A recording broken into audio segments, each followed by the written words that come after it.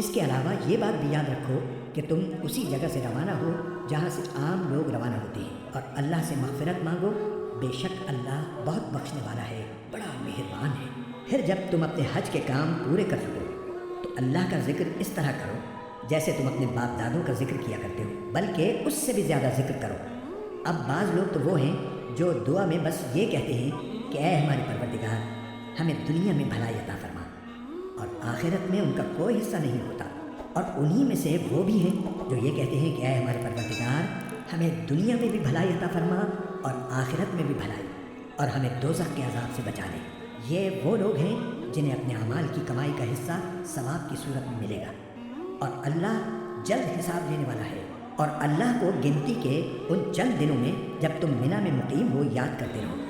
پھر جو شخص 2 ہی دن میں جلدی چلا جائے اس پر بھی کوئی گناہ نہیں ہے، اور جو شخص 1 دن بعد میں جائے اس پر بھی کوئی گناہ نہیں۔ یہ تفصیل اس کے لیے ہے جو تقوی اختیار کرے، اور تم سب تقوی اختیار کرو اور یقین رکھو کہ تم سب کو اسی کی طرف لے جا کر جمع کیا جائے۔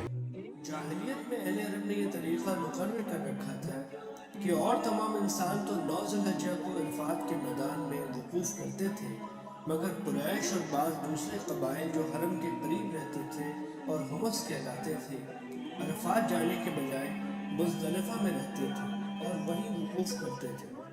ان کا کہنا یہ تھا کہ ہم حرم کے مجاور ہیں، اور عرفات چونکہ حدود حرم سے باہر ہے اس لیے ہم وہاں نہیں جائیں گے۔ نتیجہ یہ کہ عام لوگوں کو 9 تاریخ کا دن عرفات میں گزارنے کے بعد رات کو مزدلفہ کے لیے روانہ ہونا پڑتا تھا، مگر قریش وغیرہ شروع ہی سے مزدلفہ میں ہوتے تھے اور ان کو عرفات سے آنا نہیں پڑتا تھا۔ اس آیت نے یہ رسم ختم کر دی اور قریش کے لوگوں کو بھی یہ حکم دیا کہ وہ عام لوگوں کے ساتھ عرفات میں وقوف کریں اور انہی کے ساتھ روانہ ہو کر مزدلفہ آئیں۔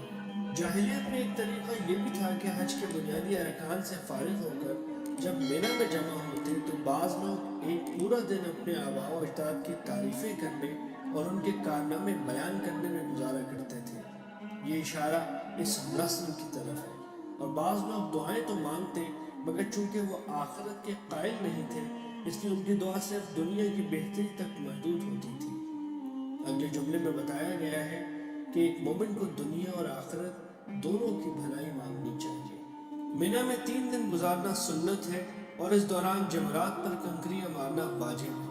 البتہ 12 تاریخ کے بعد منی سے چلے جانا جائز ہے۔ 13 تاریخ تک رکنا ضروری نہیں، اگر کوئی رکنا چاہے